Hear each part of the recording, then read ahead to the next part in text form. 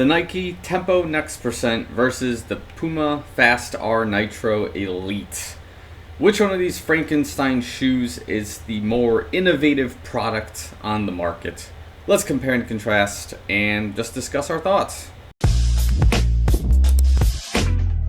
So before we get into the video, make sure you like the video, subscribe to the channel. If you're already subscribed, watching content, thanks so much. Love you guys a lot. Make sure you follow me on Instagram and Strava for all sorts of updates and things like that. So without further ado, let's begin. Specs for both shoes, somewhere up here, respectively.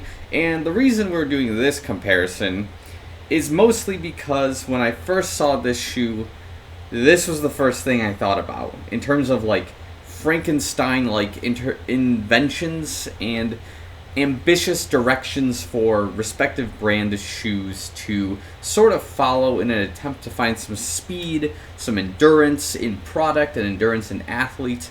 And I just thought, okay, this shoe's got pieces to it that are really interesting overall, such as like the tip here with the carbon plate exposed and also the carbon plate exposed here, which immediately made me think of like, hey, this shoe with these air zoom pods exposed, 3 different stacks of foam in like one latitude area of the shoe.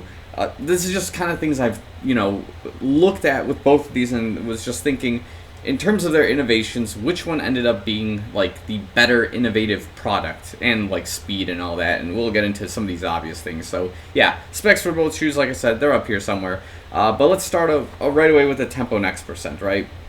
So when this thing came out in, I believe it was like mid to late 2020, the shoe was still at about like 8.8, maybe 9 ounces depending, with a 45 millimeter heel and a 35 millimeter forefoot, super high illegal elite racing stack height with this 10 millimeter offset, so that high heel feel in the shoe with the intent of giving you a lot of rebound, a lot of speed, with this combination of a nylon carbon plate running through the shoe and these air zoom pods, which we've been accustomed to seeing in a lot of the latest innovations in Nike's lineup, such as like the Alpha Fly up to Alpha Fly 2, 3. We haven't seen this in anything of the sort of like the Vaporfly shoes. I think they keep well away from these pods because of their pros and cons kind of associated with them, right? And then again, we have like 3 different foams stacked here, but 2 of them are the same, which is like, this, we have the Zoom X foam that's kind of sitting in the middle here, and we have these 2 pieces of React just running the duration of the shoe to provide you that support across the shoe, right? So I've talked about this shoe on this channel ad nauseum, so let's just be clear, like if you're new to this channel, I've got like maybe 10 videos on why I love and hate this shoe and how this shoe has effectively injured me twice in my running career, as I love to basically run in this thing. So anyways, continuing on, the upper is very light, not a whole lot of material, very minimalist, all the way across. Like you could basically see through the entire shoe in this upper mesh area. The heel cap area with the lip and the cutoff and the shoelaces, just super minimal. The focus here is on the material on the bottom and getting you the lightest possible rebound with the material combo that's associated here, right? So the Frankenstein pieces, of course, is this massive stack height and the use of the air zoom pods in a training day shoe, right? So there's a lot of cool things happening here that inspired a lot of Nike's lineup as it kind of came along, in my opinion, right?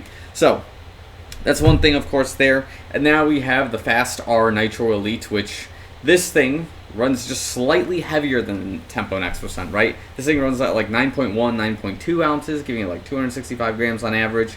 It does have a 40 millimeter stack height in the heel, 32 in the forefoot, 8 millimeter offset. So not a huge difference in terms of our offsets to consider, but the main difference here, if we're talking about race legality, the Fast R Nitro is definitely the more legal shoe just because it doesn't exceed that 40 millimeter stack height, which if you're a professional athlete, you care about that more than someone like me who's just going to go race in a Tempo Next Percent if I really felt like it, or the Fast R Nitro if I like the feel of this shoe better, right? So again, ambitious things going on, right? We do have this Nitro Elite foam running the duration of the shoe with this really thin React style foam just kind of sitting between the carbon plate and the Nitro Elite to the rubber board of the shoe with this gap that we have in the middle. And then again, the craziest features of the shoe is that this carbon plate is exposed right here and also in the tip of the shoe. It's one plate that just goes all the way across in this rocker shape just to give you the best possible rebound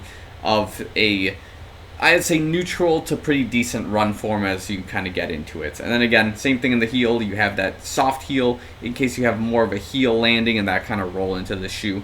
Gives you nice support there. And then the same thing as the Tempo Next Percent. This upper is super minimal.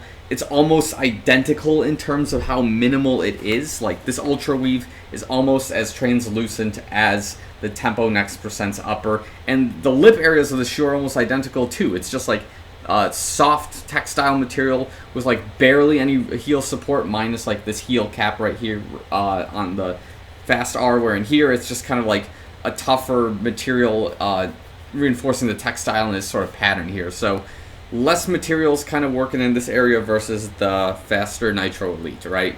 So in terms of the immediate comparing of both shoes, you're probably going to ask, like, okay, which shoe is better? Well, the obvious answer, in my opinion, this is a weird one, right? This is just a stretch, so far is going to be the faster Nitro Elite, right? This shoe is marketed as the race day shoe from Puma, and from what we've seen in the Paris Olympics, what I've seen in some other races with Puma-sponsored athletes, they do pretty well in this shoe. Now, their running forms are obviously a lot better than mine, hence why they can get more out of this shoe than I can.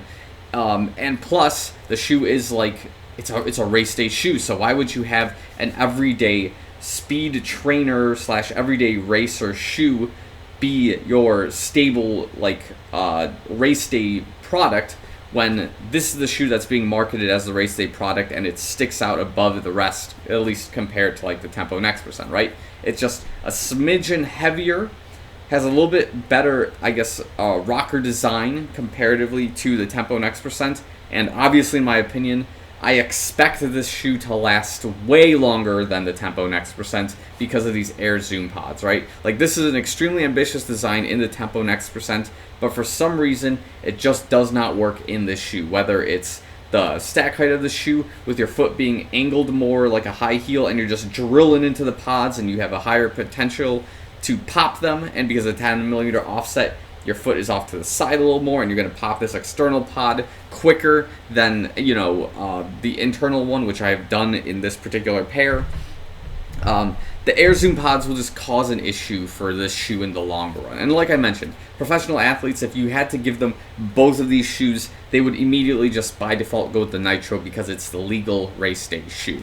So now, again, it's not to say that this shoe is any better, but comparatively speaking, like, the only real con I've had with this shoe is that when I run in it, I experience a lot of friction in the midfoot of the shoe, like specifically in this area, and I feel like it's due to the fact that there isn't a whole lot of support between the carbon plate and the ground, and as a result, every time you strike the ground, there's a heat buildup that travels up to your foot, or, and this is an and/or, I suppose, and/or because of the lack of heel, I would say, hold in the shoe, the forefoot of your the frontal area of your foot is moving too much and creating a lot of friction on the insole of the shoe, and as a result you're building that friction on the ball of your foot, which becomes highly uncomfortable after a long period of time. So if you had to get my immediate opinion between both the shoes, like, yes, I'm still leaning for the faster Nitro Elite in terms of being like the better race day shoe, but in terms of innovation, I think the Tempo Next Percent walked, so something like the Alpha Fly 2 and the original Alpha Fly could run, you know? Like, there was a lot of things that were tested on this shoe that ultimately made the Alpha Fly, the innovations to like the Alpha Fly 2 specifically, a little bit better. And I only say that because I'm not 100% sure if this came out after the Alpha Fly. I think it came out about the same time as last I recall, but this was like in 2020 when like the idea of the AirPod in the shoe was like mass advertised, I guess I would say. And as a result, pieces of what has been experimented with in the Tempo Next Percent have rolled into these new generation of shoes like the Alpha Fly 2 and 3 and have made them into what they are now. Now, are they like the greatest innovations I've seen in the Nike market? Probably not. I would still argue that like the Vaporfly was like the greatest thing since sliced bread that Nike has put out. But again, this has opened the avenues for like the Alpha Fly to become the iconic shoe that it has, right? And they're still kind of developing and refining that shoe, but the Alphafly 1 was such a beast when it came out that, like, I kind of give credit to Tempo Next Percent for allowing that window to open. Whereas in the Faster Elite, or in the Faster Nitro Elite, there's innovations I've seen in previous renditions of the shoe, such as like the Deviate Nitro 2 and 3, which have elements of foam that have been tested out and inspired and added to this shoe for the sake of innovation, right? And now this shoe, I suspect, is kind of like the Tempo Next Percent of race day shoes, where this carbon plate design, I don't think it's over.